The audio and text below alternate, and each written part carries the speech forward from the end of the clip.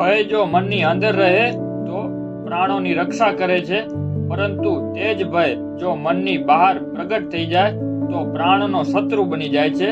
તેના વિશે આચાર્ય ચાણક્ય કહે છે કે પોતાના ભયને લોકોની સામે પ્રગટ ના કરો, કારણ કે તે જો લોકો કે શત્રુની સામે પ્રગટ થઈ જશે તો તે તમારી માટે સંકટ બની જશે, કારણ કે તમારી કમજોરી જ તમારા નાશનું કારણ છે. તે બાબતનું સાપનું ઉદાહરણ આપતા આચાર્ય ચાણક્ય કહે છે કે સંસારનું સૌથી ભયંકર પ્રાણી સાપ છે, પરંતુ તે તેટલું જ ડરપોક છે. જાળીઓમાં છુપાઈને રહે છે.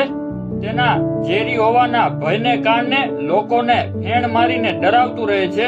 લોકોને પોતાના ડંખ મારવાના ભયથી ડરાવીને તે લોકો પર વિજય પ્રાપ્ત કરે છે, કારણ કે દરેક સાપ ઝેરી નથી હોતા. અમુક જ સાપ ઝેરી હોય છે, પરંતુ જે સાપ ઝેરી નથી હોતા તે પોતાના ભયને જ પોતાની તાકાત બનાવી અને શત્રુને હરાવવાનું કાર્ય કરે છે.